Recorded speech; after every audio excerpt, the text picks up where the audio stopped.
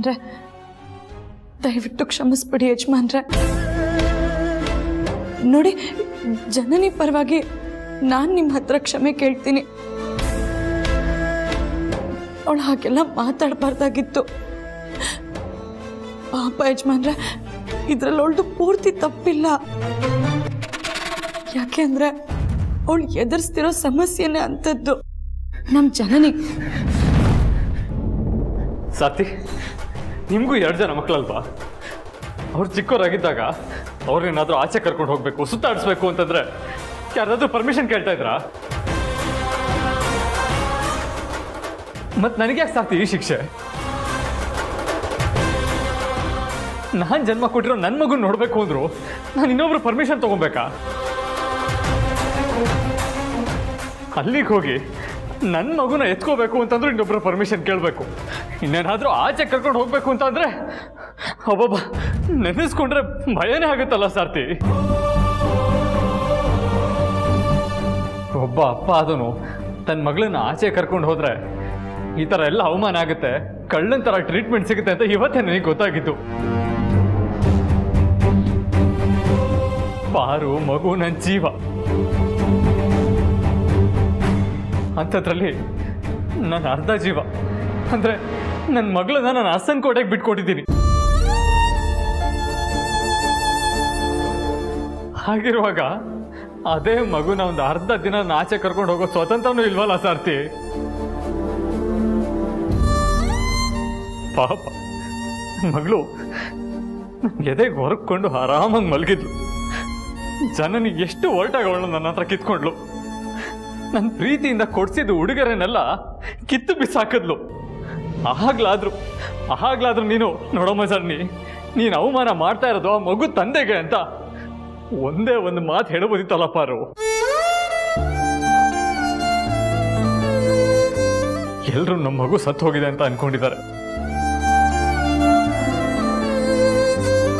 ಸಂದರ್ಭ ಸಿಕ್ಕಾಗೆಲ್ಲ ಕೆಲವರು ಅನುಕಂಪದಿಂದ, ಇನ್ ಕೆಲವರು ವ್ಯಂಗ್ಯವಾಗಿ ನಾವು ಮಗು ಕಳ್ಕೊಂಡಿರೋ ನತದೃಷ್ಟರು ಅನ್ನೋ ತರ ಮಾತಾಡ್ತಾರೆ. ಆದ್ರೂ ಸಹಿಸ್ಕೋಬೇಕು. ಇವತ್ತು ಜನನಿ ನಿಮ್ ಕೈಗೆ ಮಗು ಕೊಟ್ಟಿದೆ ತಪ್ಪಾಗೋಯ್ತು ಅಂದ್ಲು, ಅದನ್ನು ಸಹಿಸ್ಕೋಬೇಕು. ಎಂತ ಅಸಹಾಯಕ ಜನ್ಮ ನಂದು, ಇಂಥ ಜನ್ಮ ಬೇಕಾ ನನಗೆ? ಯಜಮಾನ್ರೆ, ದಯವಿಟ್ಟು ಹಾಗೆಲ್ಲ ಮಾತಾಡ್ಬೇಡಿ ಯಜಮಾನ್ರೆ, ನನಗೆ ಸಂಕಟ ಆಗುತ್ತೆ. ಈಗ ಸಂಕಟ ಪಟ್ಟು ಏನಮ್ಮ ಪ್ರಯೋಜನ? ಆ ರತ್ನವೇಣಿ ದೊಡ್ಡ ಯಜಮಾನ್ರನ್ನ ಮಗು ಕಳ್ಳ ಅನ್ನೋ ಥರ ನೋಡ್ತಿದ್ರು. ಆಗ ನನಗೆ ಎಷ್ಟು ಸಂಕಟ ಆಗ್ತಿತ್ತು ಗೊತ್ತಾ? ಜನನಿ ದೊಡ್ಡ ಯಜಮಾನ್ರ ಕೈಯಿಂದ ಮಗುನ ಕಿತ್ಕೊಂಡು ಹೇಗೆ ಕರ್ಕೊಂಡೋದ್ರಿ ನನ್ನ ಮಗುನ ಆಚೆ ಕಡೆ ಅಂತ ಅವಮಾನ ಮಾಡ್ತಿದ್ರು. ನೋಡ್ಕೊಂಡು ಹೇಗೆ ಸುಮ್ಮನಿದ್ದೆ ನೀನು ಪಾರು? ಒಂದು ಸಾರ್ತಿ ಆದರೂ ಜನನಿ ನೀನು ಯಾರ ಕೈಯಿಂದ ಮಗು ಕಿತ್ಕೊಂಡ್ಯೋ ಅವರೇ ಆ ಮಗುವಿನ ತಂದೆ ಅಂತ ಹೇಳಬೇಕು ಅಂತ ಅನ್ನಿಸ್ಲಿಲ್ವ ನಿನಗೆ? ಯಜಮಾನ್ರಿಗೆ ಜನನಿಗೆ ಬಾಣಂತಿ ಸನ್ನಿ ಆಗಿರೋದು, ಅದರ ಲಕ್ಷಣಗಳು ಯಾವುದು ಗೊತ್ತಿಲ್ಲ. ಅದನ್ನ ಹೇಳಿದ್ರೆ ಅವ್ರಿಗೂ ಅವಳ ಬಗ್ಗೆ ಕೋಪ ಉಳಿಯಲ್ಲ. ಜನನಿಯಿಂದ ತಮ್ಗಾದ ಅವಮಾನನೂ ಮರೀತಾರೆ. ನನಗೆ ನನ್ನ ಮಗು ಬೇಕು.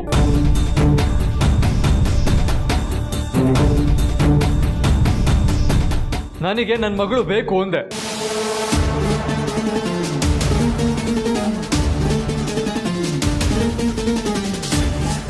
ಪ್ರತಿದಿನ ಪ್ರತಿ ಕ್ಷಣ ನಮ್ಮ ಜೊತೆ ಇರಬೇಕು ಅವಳು. ಅವಳನ್ನ ನೋಡಿದವರು ಆದಿತ್ಯ ಪಾರ್ವತಿ ಮಗು ಅಂತಾನೆ ಕರಿಬೇಕು. ಸ್ಕೂಲಲ್ಲಿ ಅಪ್ಪ ಅಮ್ಮನ ಹೆಸರು ನಮ್ಮಿಬ್ರದೇ ಆಗಿರ್ಬೇಕು. ಇನ್ನು ಕಾಲ ಮಿಂಚಿಲ್ಲ ಪಾರು. ಅರಸನ್ ಕೋಟೆಗೆ ಹೋಗಿ ನಮ್ಮ ಮಗುನ ಕರ್ಕೊಂಬರೋಣ ಬಾ.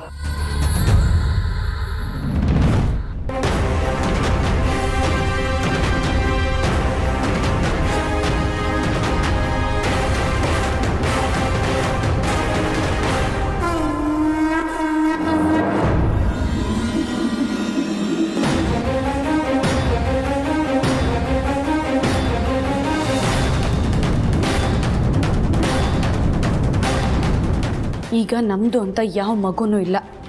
ನಾವು ಜನನಿಗೆ ಕೊಟ್ಟಾಗಿದೆ.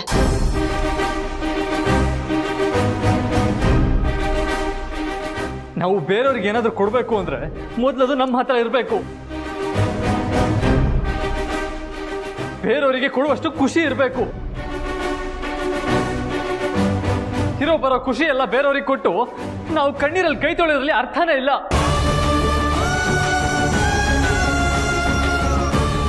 ಯಜಮಾನ್ರೆ, ನಾವೀಗಲೂ ಖುಷಿಯಾಗೇ ಇದ್ದೀವಿ. ಜನನಿ ಏನೋ 4 ಮಾತು ಅಂದ್ಲು ಅಂತ ನೀವು ಮನಸ್ಸಿಗೆ ತಗೊಂಡಿದ್ದೀರಾ ಅಷ್ಟೇ.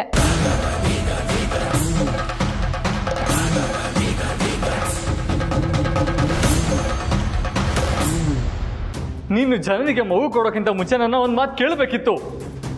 ಕೇಳಿದಿದ್ರೆ ಇವಾಗ ನೀನು ಹೇಳ್ದಿಯಲ್ಲ 4 ಮಾತು, ಅದನ್ನ ಕೇಳೋ ಪರಿಸ್ಥಿತಿ ನನಗೆ ಬರ್ತಾ ಇರಲಿಲ್ಲ. ಮಗು ಹುಟ್ಟಿದ ದಿನ ನಾನು ಶಾಪಿಂಗ್ ಹೋಗಿದ್ದೆ ತಪ್ಪಾಯ್ತು. ಅವತ್ತು ನಾನು ಅಲ್ಲೇ ಇದ್ದಿದ್ರೆ ನಮ್ಮ ಮಗಳನ್ನ ಜನನಿ ಪಕ್ಕ ಮಲಗಿಸೋದಕ್ಕೆ ನಾನು ನಿನಗೆ ಬಿಡ್ತಾನೆ ಇರಲಿಲ್ಲ. ಬದುಕಿರೋ ನಮ್ಮ ಮಗು ಸತ್ತು ಹೋಗಿದೆ ಅಂತ ಹೇಳೋದಕ್ಕೆ ನಿನಗೆ ಅವಕಾಶ ಕೊಡ್ತಾನೆ ಇರಲಿಲ್ಲ. ಇನ್ನೂ ಕಾಲ ಮೀರಿಲ್ಲ ಅಂತ ಹೇಳಿ ಮತ್ತೆ ನಿನ್ನ ಜೊತೆ ಮಾತಾಡ್ತಾ ನಾನು ಯಾಕೆ ಟೈಮ್ ವೇಸ್ಟ್ ಮಾಡ್ತಾ ಇದ್ದೀನಿ? ಬಾ, ನಮ್ಮ ಮಗಳನ್ನ ಹೋಗಿ ಕರ್ಕೊಂಬರೋಣ. ನಾನು ಬರಲ್ಲ. ಮಗುನ ಕೇಳ್ಕೊಂಡು ನೀವು ಹೋಗ್ಬಾರ್ದು.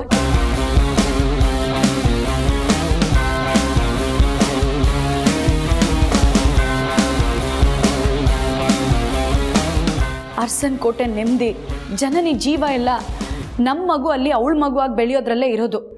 ನಾನು ದೇವಸ್ಥಾನದಲ್ಲೂ ಇದೇ ಮಾತು ಹೇಳಿದ್ದೆ, ಈಗಲೂ ಇದೇ ಮಾತು ಹೇಳ್ತಾ ಇದ್ದೀನಿ. ದಯವಿಟ್ಟು ಅರ್ಥ ಮಾಡ್ಕೊಳ್ಳಿ ಯಜಮಾನ್ರೆ. ಅರ್ಥ ಮಾಡ್ಕೊಳ್ಳಲ್ಲ.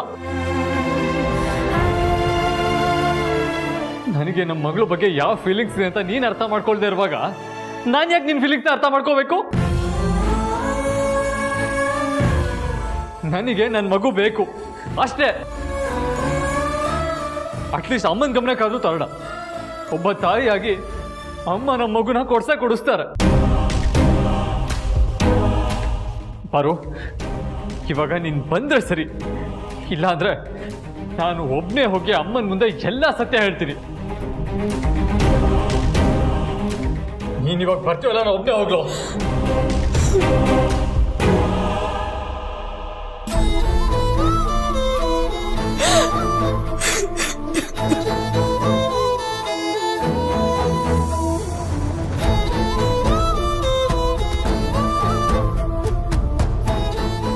ನಿಮಗೂ ಮಗು ಸತ್ಯ ಇವತ್ತಲ್ಲ ನಾಳೆ ಗೊತ್ತಾಗ್ಬೋದು. ಅದರಿಂದ ನಿಮ್ಮ ಮನಸ್ಸಿಗೆ ನೋವಾಗೋ ಸಂದರ್ಭಗಳು ಎದುರಾಗ್ಬೋದು ಅಂತ ಗೊತ್ತಾಗ್ದೇನೆ ನಾನು ಮಗುನ ಜನನಿಗೆ ಕೊಟ್ಬಿಟ್ಟಿದ್ದೀನಿ. ಈಗ ನಿಮ್ಗೆ ಸತ್ಯ ಗೊತ್ತಾಗಿದೆ. ನೀವು ಮಗು ಬೇಕು ಅಂತ ಕೇಳ್ತಾ ಇದ್ದೀರಾ. ನೀವು ನ್ಯಾಯವಾಗೇ ಇದ್ದೀರಾ ಯಜಮಾನ್ರೆ. ಆದ್ರೆ ನಾನು ಮಗು ತಂದ್ಕೊಡೋ ಪರಿಸ್ಥಿತಿಯಲ್ಲಿಲ್ಲ. ನಿಜ ಹೇಳಿ ಜನನೇನಾಗ್ಲಿ ಅರ್ಸನ್ ಕೋಟೆಲ್ ಬೇರೆ ಯಾರನ್ನಾಗ್ಲಿ ಎದುರಿಸೋ ಧೈರ್ಯ ನನಗಿಲ್ಲ. ಮಗುನ ಕೊಟ್ಟಿದ್ರಿಂದ ಮಗು ನಂದೇ ಅಂತ ಗೊತ್ತಿರೋರ್ ದೃಷ್ಟಿಲಿ ನಾನು ತ್ಯಾಗಿ ಅಂತ ಅನ್ನಿಸ್ಕೊಂಡಿರ್ಬೋದು. ಆದ್ರೆ ಕೊಟ್ಟು ಮಗುನ ವಾಪಸ್ ಕಿತ್ಕೊಂಡ್ರೆ ಆಗೋ ಅನಾಹುತಗಳನ್ನ ಎದುರಿಸೋ ಧೈರ್ಯ ನನಗಿಲ್ಲ ಯಜಮಾನ್ರೆ.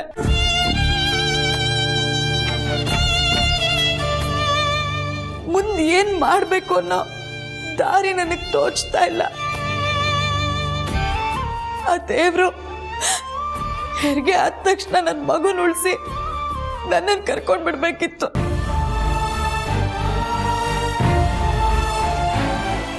ಆಗ ಮಗುನ್ ಕಳ್ಕೊಂಡಿದ್ದ ಜನನಿಗೆ ತಾಯಿ ಇಲ್ದಿರೋ ನನ್ನ ಮಗುನ ನೀವೇ ಜನನಿಗೆ ಕೊಡ್ತಿದ್ರಿ ಅನ್ಸುತ್ತೆ.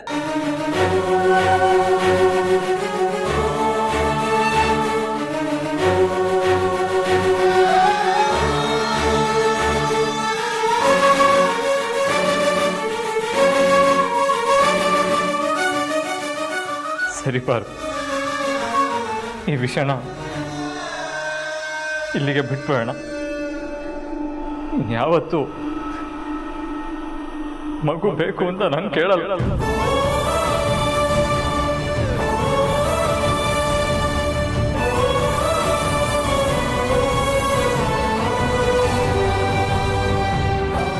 ಸಾರಿ, ನಿನ್ನ ಸಾವು ನೀನೇ ಬಯಸೋವಷ್ಟು ಅಸಹಾಯಕತೆಗೆ ನಿನ್ನ ದುಡ್ಬಿಟ್ಟೆ.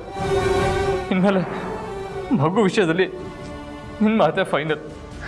ಆದರೆ ಸಾವಿನ ಬಗ್ಗೆ ಯಾವತ್ತೂ ಮಾತಾಡಬಾರ್ದು.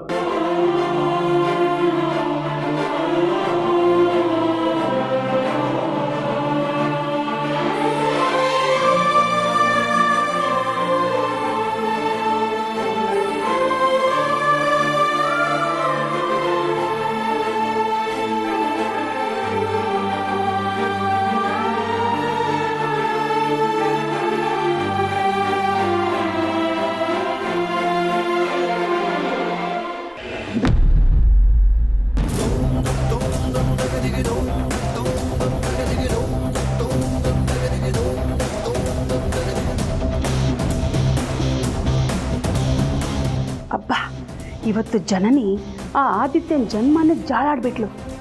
ಇನ್ನು ಅವ್ರಿಗೆ ಮಾನ ಮರ್ಯಾದೆ ಅಂತ ಏನಾದರೂ ಇದ್ದರೆ ಆ ಪಾರ್ವತಿ ಆದಿತ್ಯ ಡ್ರೈವರು ಯಾರ ನೆರಳು ಕೂಡ ನನ್ನ ಮೊಮ್ಮಗಳ ಮೇಲೆ ಬೀಳಬಾರ್ದು. ನನಗಂತೂ ಜನನಿ ಆದಿತ್ಯಂಗೆ ಬೈದಿದ್ದು ನಾನು ನೆನೆಸ್ಕೊಂಡ್ರೆ ಈಗಲೂ ಹಾಲು ಕುಡ್ದಂಗೆ ಆಗ್ತಿದೆ. ಹಾಗೆ ಆತಂಕ ಉಟ್ಕೊಂಡಿರೋದು ಸುಳ್ಳಲ್ಲ. ಆದಿಗೆ ಬೈದಿದ್ದಕ್ಕೆ ಅಳಿಯಂದ್ರು ಜನನಿ ಮೇಲೆ ಕೋಪ ಮಾಡ್ಕೊಂಡಿರ್ತಾರೆ. ಬುದ್ಧಿ ಹೇಳೋಕ್ಕೋ ಜಗಳ ಮಾಡೋಕ್ಕೋ ಇಲ್ಲಿಗೆ ಬಂದೇ ಬರ್ತಾರೆ. ಹೇಗಾದರೂ ಮಾಡಿ ಇವತ್ತಿನ ಮಟ್ಟಿಗಂತೂ ಅದನ್ನು ತಪ್ಪಿಸ್ಬೇಕು. ಬೆಳಗಾದರೆ ಜನನಿ ಮನಸ್ಸು ತಿಳಿಯಾಗತ್ತೆ. ಅವಳು ಸಹ ಗಂಡನ ನಿಭಾಯಿಸ್ಕೋತಾಳೆ.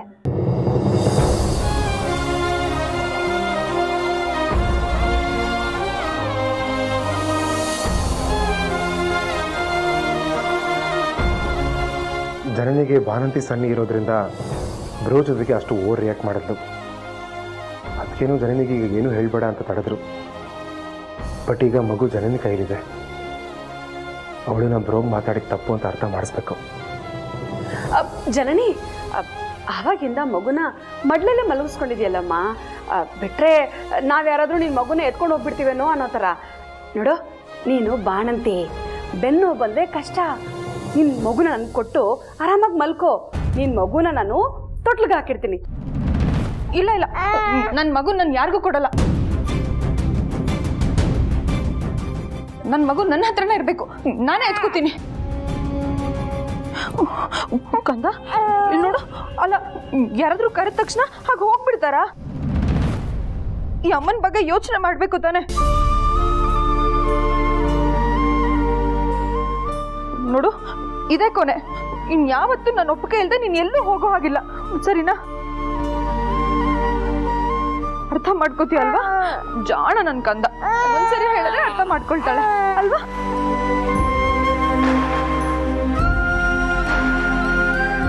ಜನನಿ, ನಾನು ನಿನ್ನ ಮಗುನ ಎಲ್ಲೂ ಎತ್ಕೊಂಡು ಹೋಗ್ಬಿಡಲ್ಲಮ್ಮ. ಇಲ್ಲೇ ನಿನ್ ಕಣ್ ಮುಂದೆನೆ ಮಗುನ ತೊಟ್ಲಲ್ಲಿ ಮಲಗಿಸ್ತೀನಿ. ಕೊಡಮ್ಮ. ನಿಮಗೆ ಒಂದ್ಸರಿ ಹೇಳಿದ್ರೆ ಅರ್ಥ ಆಗಲ್ಲ ಚಿಕ್ಕಮ್ಮ. ನಾನು ಕೊಡಲ್ಲ ಅಂದ್ರೆ ಕೊಡಲ್ಲ. ಈಗೇನು, ನಾನು ಮಲ್ಕೋಬೇಕಲ್ವಾ? ಮಲ್ಕೋತೀನಿ.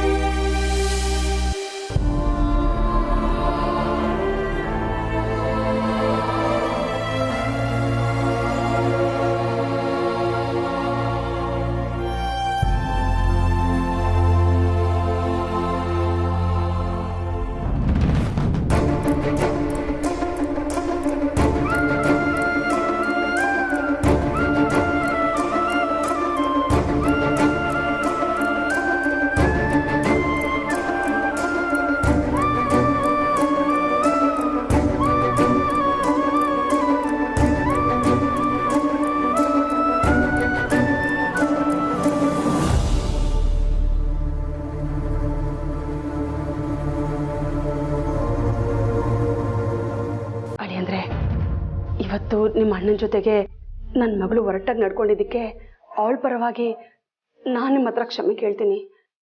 ಅವಳ ಮಾತನ್ನ ನೀವು ಮನಸ್ಸಲ್ಲಿ ಇಟ್ಕೋಬೇಡಿ. ಯಾಕಂದರೆ ಅವಳ ಆರೋಗ್ಯ ಸರಿಯಿಲ್ಲ ಅಂತ ನಿಮಗೂ ಗೊತ್ತು ಅಲ್ವಾ. ಹಾಗಾಗಿ ದಯವಿಟ್ಟು ಅವಳ ಮನಸ್ಸಿಗೆ ನೋವಾಗೋ ಥರ ನಡ್ಕೋಬೇಡಿ.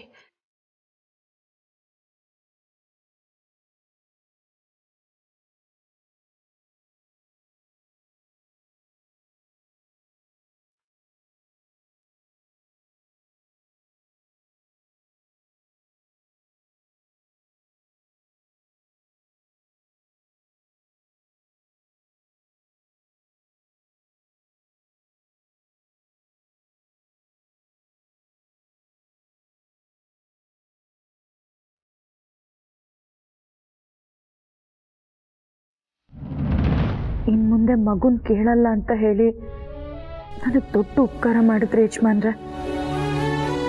ಹಾಗಂತ ನಾವು ಮಗುವಿಂದ ಶಾಶ್ವತವಾಗಿ ದೂರ ಉಳಿಬೇಕಾಗಿಲ್ಲ. ಮಗು ಅರಸನ ಕೋಟೆಲೇ ಇರುತ್ತಲ್ವಾ, ನಮಗೆ ಮಗುನ ನೋಡಬೇಕು ಅನಿಸ್ದಾಗೆಲ್ಲ ನಾವು ಹೋಗಿ ಮಗುನ ನೋಡ್ಕೊಂಡು ಬರೋಣ, ಮಗುನ ಮಾತಾಡ್ಸೋಣ, ಮಗುನ ಮುದ್ದಾಡೋಣ. ಆದರೆ ಮಗು ಪೂರ್ತಿಯಾಗಿ ನಮ್ಮ ಜೊತೆಲೇ ಇರಬೇಕು ಅನ್ನೋ ಪ್ರಯತ್ನ ಮಾತ್ರ ಬೇಡ ಯಜಮಾನ್ರೆ.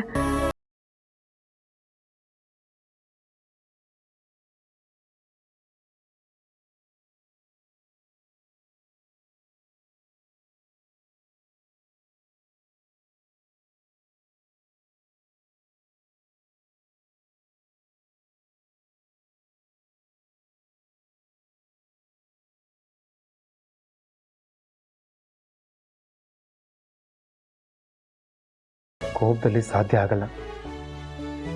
ತಾಳ್ಮೆಯಿಂದ ಏನಾದರೂ ಮಾತಾಡಿ ಅವಳಿಂದ ಬ್ರೋಗ್ ಆಗಿರೋ ಅವಮಾನನ ಅರ್ಥ ಮಾಡಿಸ್ಬೇಕು. ಅದರಿಂದ ಇಡೀ ಮನೆಯವ್ರಿಗಾಗಿರೋ ನೋವನ್ನು ಅರ್ಥ ಮಾಡಿಸ್ಲೇಬೇಕು.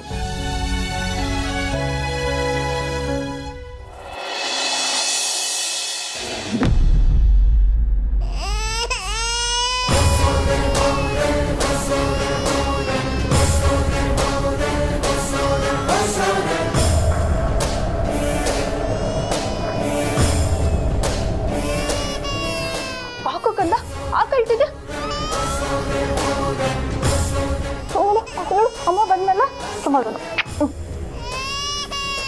ಋತು ಋತು ಏನಾಗಿದೆ ನಿನಗೆ?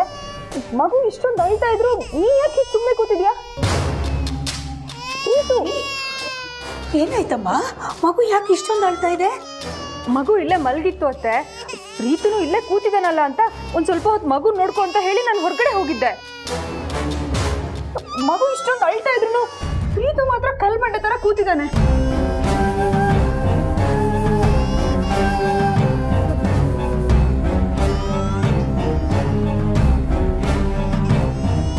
ಓ, ಈ ಮಗು ನಾನು ಮುಟ್ಬೋದಾ, ಎತ್ಕೋಬೋದಾ? ಸಾರಿ ಜನನಿ, ಗೊತ್ತಾಗ್ಲಿಲ್ಲ.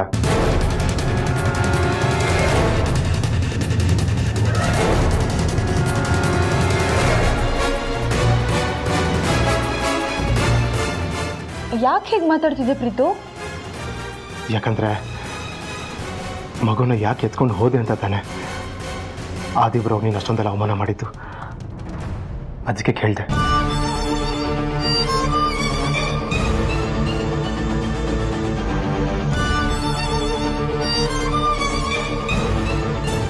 ನನ್ನ ಪ್ರಕಾರ ಅರಸನ ಕೋಟೆಗೆ ಒಂದು ಮಗು, ಆ ಮಗುಗೆ ಇಬ್ಬರು ಅಪ್ಪ ಅಮ್ಮಂದಿರದು ಪ್ರೀತಿ ಸಿಗಬೇಕು ಅಂತ ಬಯಸ್ದವ ನಾನು. ನಾವು ಹೇಗೆ ಆ ಮಗುನ ಎತ್ಕೋಬಹುದು, ಆದಿಬ್ರು ಕೂಡ ಹಾಗೆ ಎತ್ಕೋಬಹುದು.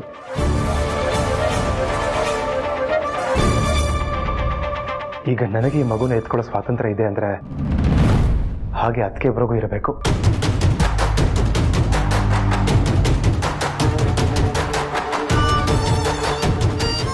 ನಮ್ಮ ಬ್ರೋ ಅದಕ್ಕೆ ಮಗುನ ಕಳ್ಕೊಂಡಿದ್ದಾರೆ, ಮತ್ತೆ ಮಗುನೇ ಆಗಲ್ಲ ಅನ್ನೋ ಡಿಸಪಾಯಿಂಟ್ಮೆಂಟಲ್ಲಿದ್ದಾರೆ.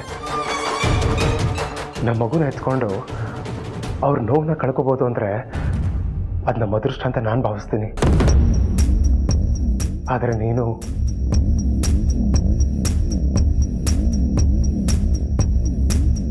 ನಮ್ಮ ರೋಗ ಏನಂತ ಹೇಳಿದೆ ನೀನು? ನಿಮ್ಮ ಕೈಗೆ ಮಗುನ ಕೊಟ್ಟಿದ್ದೆ ತಪ್ಪಾಯಿತು ಅಂತಲ್ವಾ? ಇವತ್ತು ನಿನ್ನ ಕೈಲಿ ಮಗು ಇದೆ ಅಂತಂದರೆ ಅದಕ್ಕೆ ಕಾರಣ ಪಾರ್ವತಿ ಅದಕ್ಕೆ ಬ್ರೋ ಅಂತ ಮರ್ತ್ಬಿಟ್ಟಿಯ ನೀನು?